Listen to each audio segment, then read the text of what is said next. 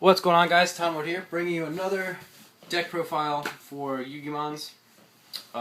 This is a deck that I've been wanting to make for quite a long time. I finally got it done today.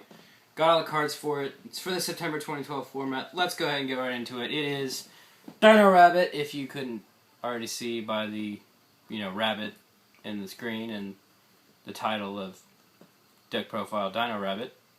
Anyway, of course, you got to run 2 bunnies.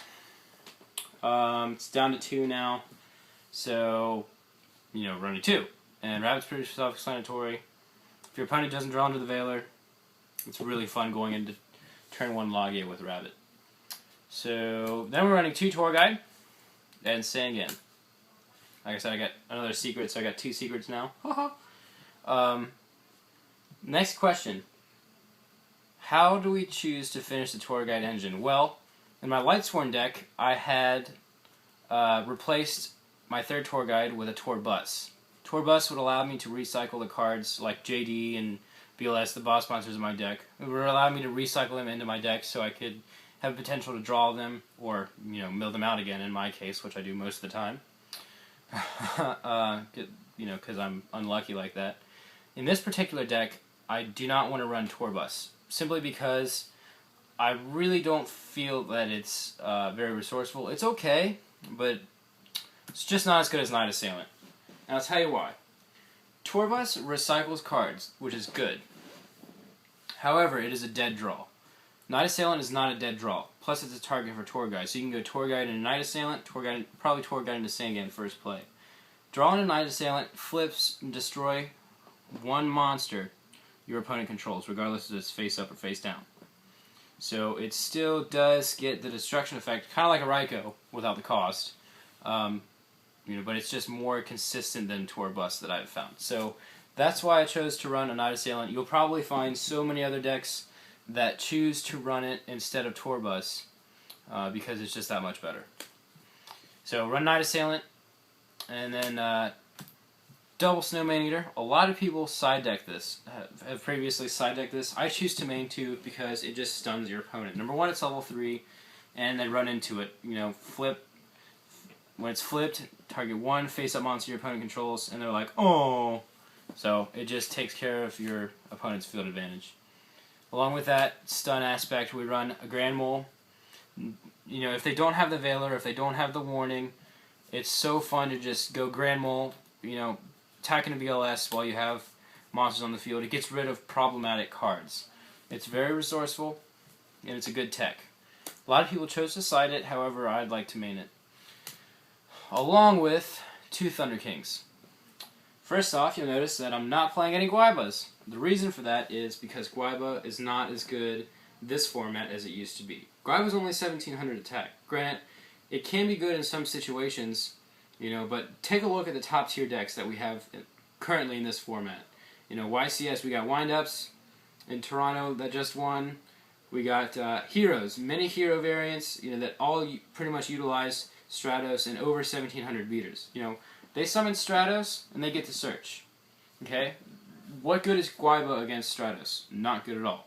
So Thunder King's 1900, it stops a lot of plays and it prevents a lot of special summoning capabilities, which is good because this is what the format is now relying on, a lot of special summoning, like Wind-Ups, etc., etc. So Thunder King is good, plus the level 4, so it goes in your rank 4 plays really easily. Of course, you have 2 Veiler to stop a lot of meta, and Veiler is Veiler. It's a light, it's a tuner, just in case you need it. Got 3 Saber, of course, and then 3 Kaba. What's Dino-Rabbit without those? It's nothing. I've seen actually some pretty creative variants. I've seen Hero Rabbit, and Ninja Rabbit, just putting that out there. But yeah, so 3 Kabazols and 3 Sabersaurus. 1 Gores because Gores is Gores. Love Gores, wins games on its own, punishes bad players for overextending too early, and it's just, it's a good card in general, plus it's dark. And I am teching a BLS in here. BLS is it's pretty consistent. You know, it's not the best as it could be, but it's certainly not bad in this deck. I run 5 dark, 4 light, not including BLS. So, you know, if I top deck it, it's an amazing top deck mid game, and it gives me a huge advantage. And if I draw into it, it's basically probably just going to sit in my hand the whole game until I get what I need out of it. So either I'll side it out or leave it in for the rest of the game, depending on how the match is going and you know what I'm playing against. So BLS is good. If I needed to take anything out of the card, any card out of the deck, it would be BLS, just because it's iffy. But that takes care of the monsters. It's 21. Let's go ahead and move on to the spell cards. Of course, we still have Double Lance. Double Lance is still good. Damage step shenanigans, plus it protects your monsters from spell and trap cards, and it's awesome. Then you got Reborn, Book, Heavy and Dark Hole, Staples. And for those pesky back row decks, and just back row in general, I choose to run 3 MST. A lot of people will run 2 and side the 3rd, or a lot of people won't run any at all in Dino-Rabbit that I've found out. But I like MST at 3 simply because I pop back row and you know gain offensive ability. And then lastly, you have Pot of Avarice to recycle your Vanillas, your Lagias, Dolkas, etc. So that wraps up the spell cards. So I have 2 bottomless trap holes. You know, it's stops a lot of your opponent's big monster plays. When they summon their BLS, oh, bottomless. They summon their Darkroom Dragon, bottomless, etc., etc. You know, especially with Dark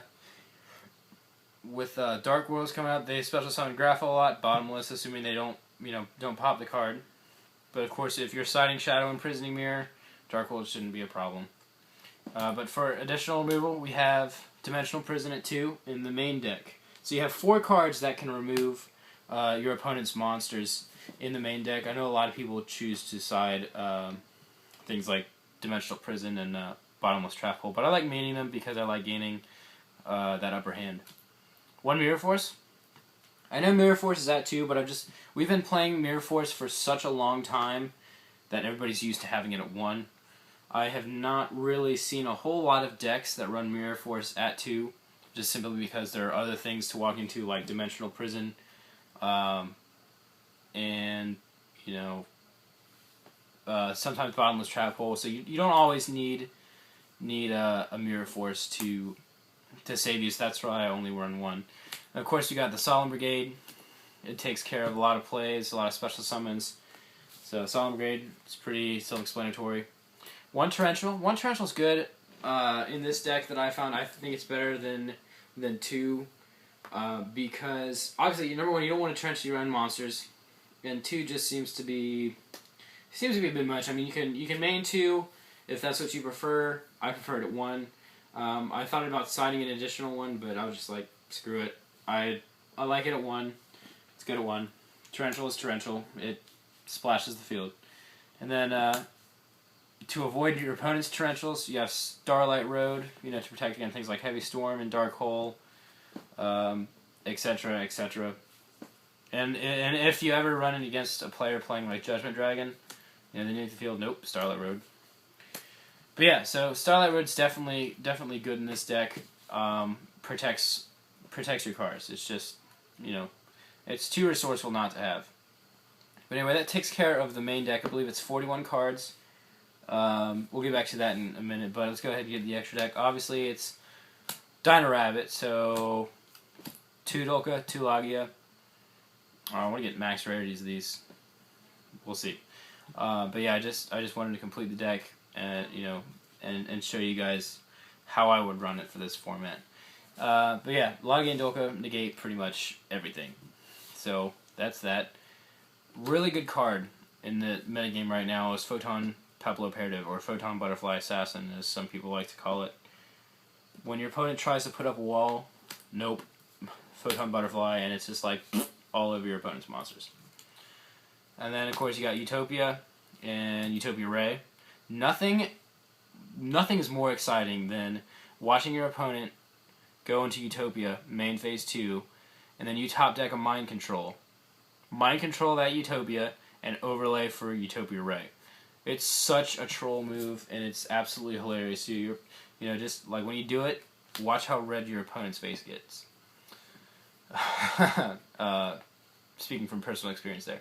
Anyway, Gemini Pearl, because it's 2600 attack and it's pretty decent, you know, just in case I need to go into it.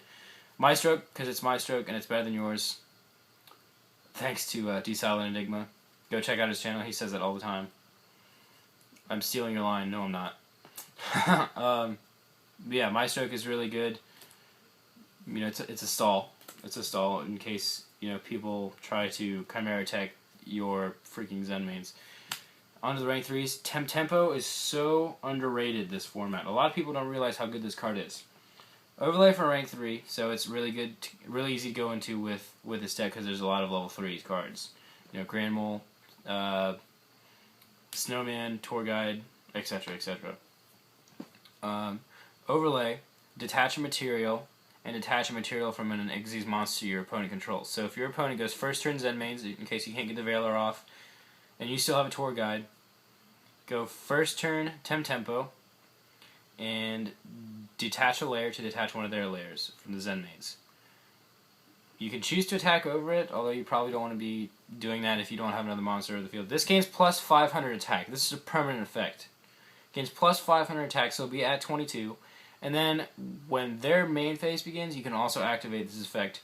Detach your last material, detach Zen main's last material. Now your Zen mains has no materials, and it's, you know, basically a space holder, and that doesn't have destruction. So Tempo is really good. I like it a lot. You'll probably see a lot of Tempo play. Leviathan, because it's Leviathan. Leviair, because it's Leviair, and it gets back your bunnies, little bunny foo-foos, as Video 83 calls them.